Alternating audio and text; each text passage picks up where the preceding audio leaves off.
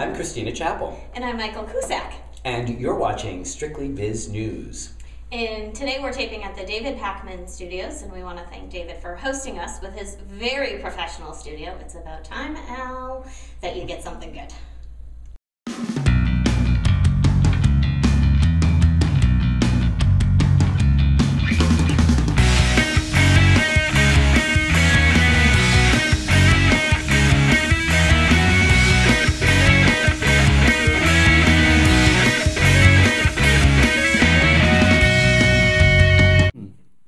Welcome to Strictly Biz News. We are shooting at the David Pakman Show studio, so I want to thank David Pakman for letting us shoot here. Michael Cusack is here. Thank you for coming on. Happy to be here. And Christina is filling in for Corey, who is in Mexico. So next time you see her, just give her a little smack in the face. I want to know why I'm filling in here. I was more than happy to fly to Mexico and fill in there so she could come back. And more than happy. Corey, when you watch this, we got to talk next time. So welcome to the show. And let's get right into our hot topics. First up, Verizon acquires Terrmak. It's a cloud computing company. It controls 13 data centers in U.S., Europe, and Latin America. The company, Terrmak, will keep its own name and its own management, so they're not laying off anyone, which is good. And the goal is to pretty much offer customer business intelligence and collaboration pretty much anytime, anywhere, anyhow. Cisco, anyone? Well, it sounds like Cisco. Yeah, that's what I think. Yeah, I think that's what they're trying to compete with now. Oh, sure. Go ahead. I'll give them credit, though. It's not something that they do well, cloud computing, so they're outsourcing to somebody that does. So we got to give them credit there, and then they're looking to bring somebody in to do something that they can't do. Yeah. And I think they're probably also looking at any or all of their competition, because their competition now isn't just going to be another phone company. Their competition is going to be Windows. Apple and Microsoft and everything. The more reliant we get on our smartphones, the more we're going to have to access data and large amounts of data, and the only place to keep that's going to be in the cloud. Well, the cloud, a lot of it is through PC, but like taking it to mobile is really going to enhance it tremendously. Yep. I mean, you can right now, but not to a certain extent. I think Verizon tapping into this is really going to make cloud computing through mobile phones to a whole new level. Okay, so we get cloud computing, but I'm going to be the thorn in your side. What is cloud computing for somebody out there watching who doesn't know? It's pretty much sharing information through real time on a computer. Yeah, and you can upload and store. If you have an iPhone, it's something like Mobile Me, comes with iDisk. Yep. And if you have an iPhone, you can access your files on the road mobily through your iPhone. Yep. Anybody else on Verizon? I love my iPhone. I love my Motorola Droid. Although, yeah, I have the X. Can I do a little Verizon fail that's not on cloud? What's up? So I have the Motorola Droid 1, the brand new original. And they are no longer making accessories for it because I wanted to get a new cover, and what I can't. The Droid 2? Isn't it the same thing? They told me it's not the same. I went to the Verizon store last night. So they're trying to make you buy a new phone is what they're saying. Yes, and I have a year left of my contract. All because I have a pink cover, and I now work for an organization that's all purple, and I'm trying to go purple. Or you can just not put a cover on. That's and a if I drop my phone, that's a dangerous proposition. Or you can, like nail polish or something, just paint it over. No big deal. I'll borrow your nail polish later tonight, okay? Okay. I think I ran out of purple, so I'm going to have to buy another one for you. Perfect. Okay, cool. Next up, we're talking about a lot about acquisitions here. AOL acquires Huffington Post. This is kind of big. This is huge. This is big. It's a $315 million deal. Arianna Huffington, the owner CEO of Huffington Post, will become president and editor-in-chief of a whole new media group that's going to be formed. The overall goal is to have AOL become a more powerful source of online advertising. This is huge. I thought AOL was out of the game, honestly. I thought they've been long gone. They've been buying companies left and right lately. I don't know where they're getting the money from. Maybe they're borrowing it from Google. But I think this is huge. Well, it's going to be very interesting. Well, I think the last valuation of Huffington Post was $30 million. Yeah. So they paid 10 times the last valuation of Huffington Post to acquire the company, which is interesting. And to keep Arianna on, which she had to give her a salary. Yeah. Yeah.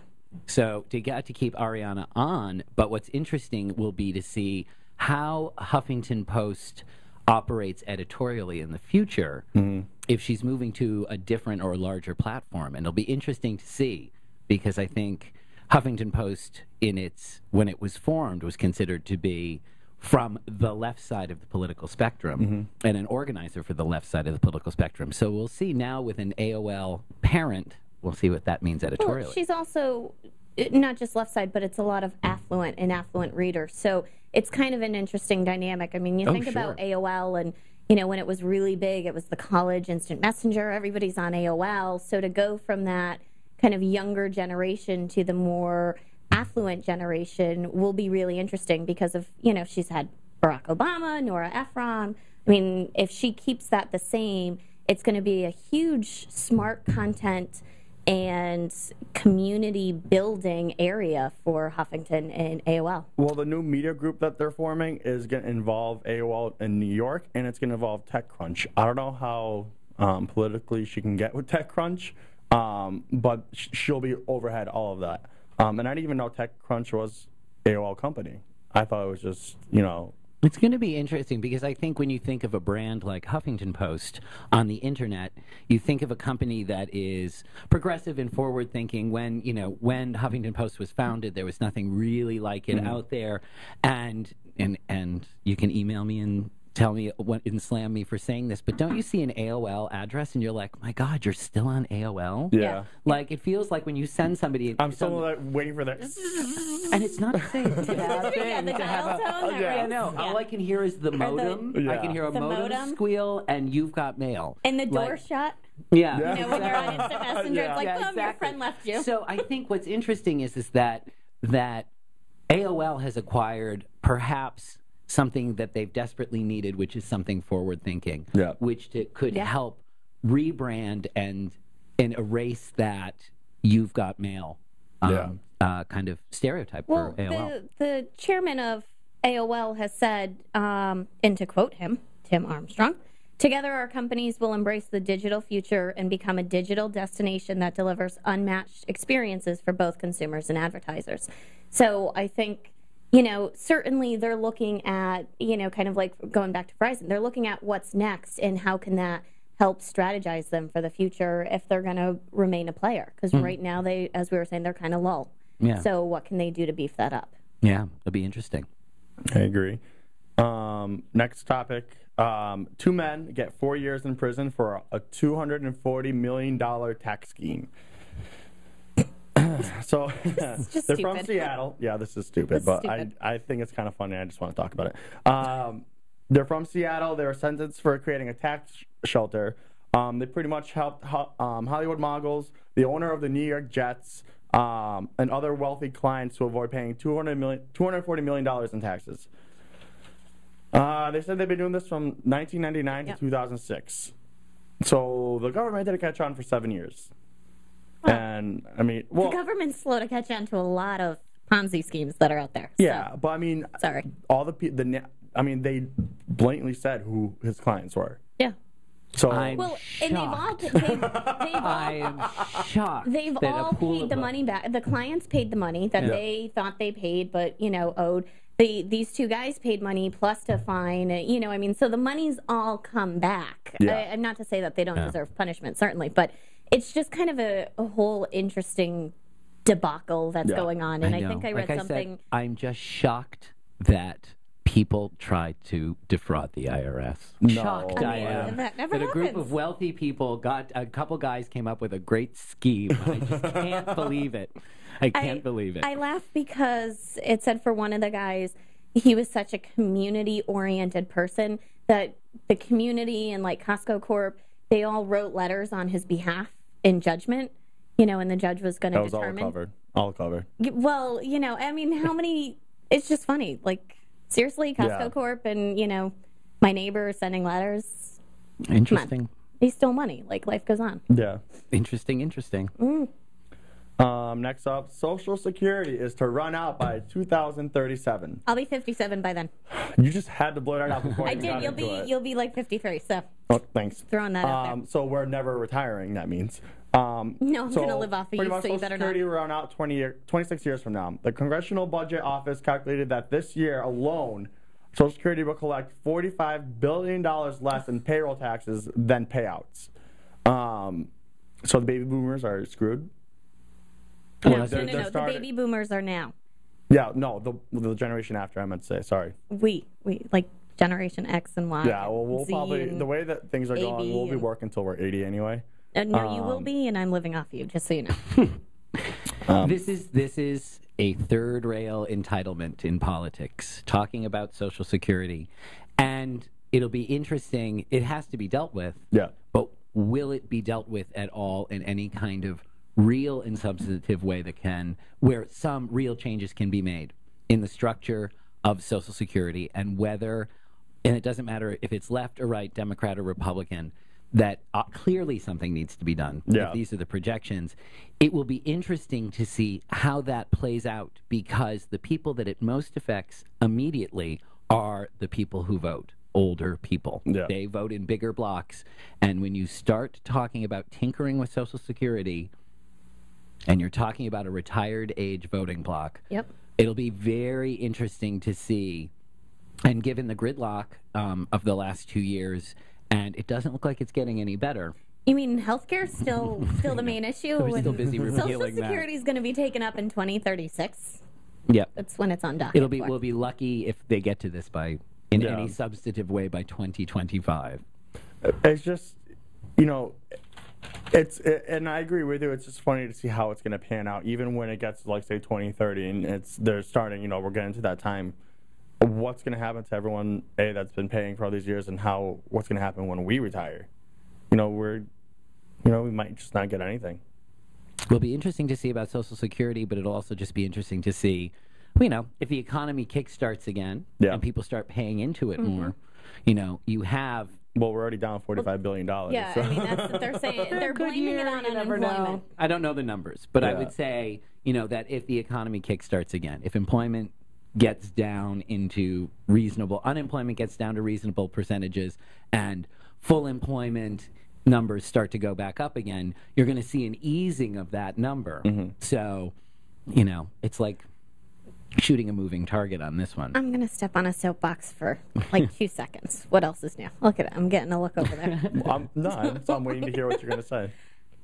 If Social Security is blaming this on unemployment, really, what's the root cause? It's not unemployment. Like, let's drill down to the issue at hand. And I don't necessarily know what that is, but you can't blame it on unemployment. What caused unemployment? And then what caused that? It's notorically the government's issue of let's Band-Aid, let's fix, and move on, instead of really finding ways to solve. And I could go into this whole government thing, and that 4 years of a term isn't enough, but this is something that has to be dealt with over the long term. I think we're turning the show into a political thing tonight. So I'm sitting there, I'm like, I'm it's David's studio. It just doesn't. But I think you don't mind, do you? No. But we've got David off camera smirking.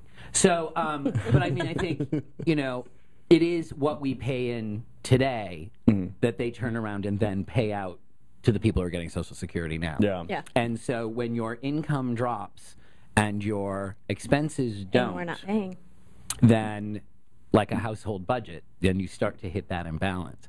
So if you can bump your income up, and that comes from more people being on payrolls and paying their taxes in, so then you're going to get some kind of correction. But since it's but when the economy fails again, we're going to end up in the same thing.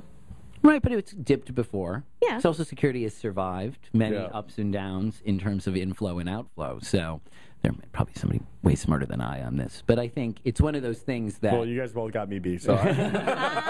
But, You've heard it here first. I'm running for election next time. Yeah, exactly. So, it goes back to... it does go back to jumpstarting the economy. Yeah. That is a key part. And that's what they're trying to do in Southwick, isn't it? Yes, it is. That's all we have time for today. So, Michael, thank you for coming on. My pleasure. Christina, thank you for filling in again. As always. And we'll be right back with the interview with David and the David Pakman Show. Cambridge Credit Counseling is a nonprofit credit and housing counseling agency located right here in Western Massachusetts. Our certified counselors can help you plan to pay off your credit card debt, explore your foreclosure options, and help you understand if a reverse mortgage is right for you. Call us at 1-800-CAMBRIDGE to learn how we can help.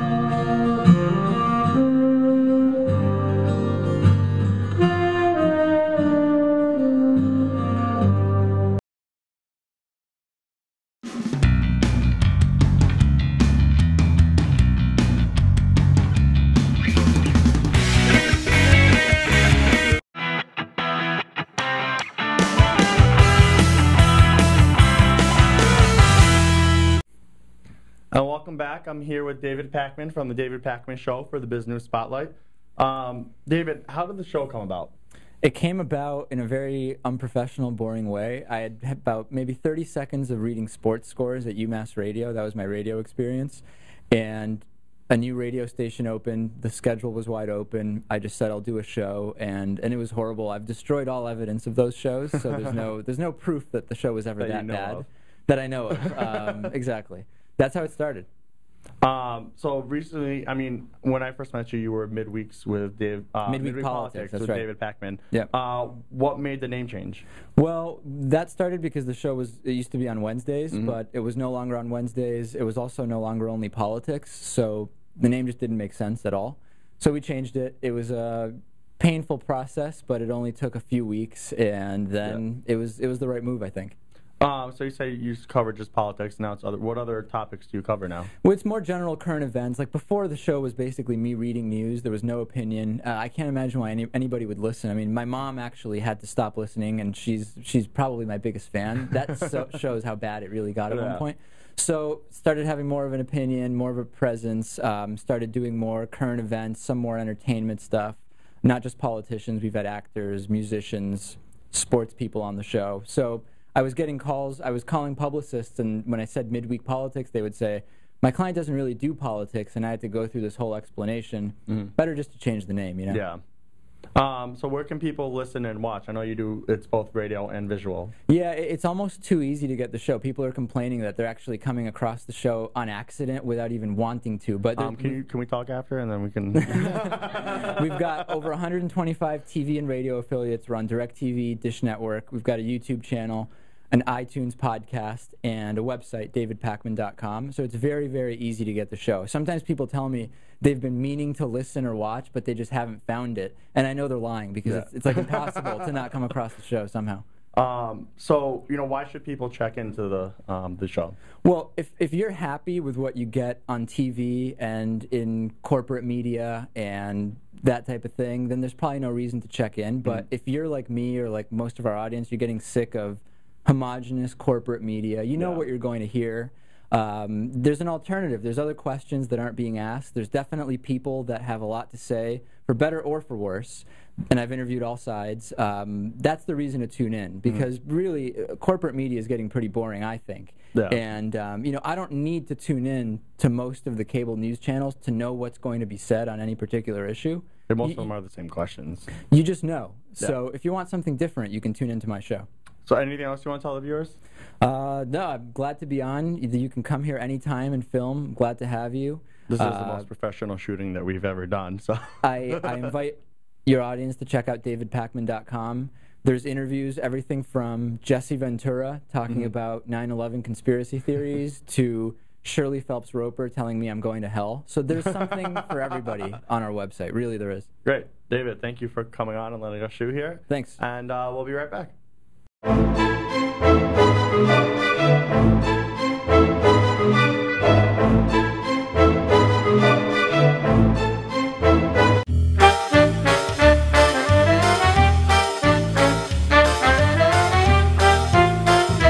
want to thank you guys for tuning in. I want to thank Michael. I want to thank Christina for coming on. Especially want to thank David for letting us shoot in his studio and for being the Biz News Spotlight. And thank you guys for watching. And make sure you sign up. Go to facebook.com/strictlybiznews and run with us. for the St. Patrick's Day race. And we have a new Twitter handle. It is twitter.com/getbiznews. We are no longer Get Strict, so Get Biz News. All right? Follow us.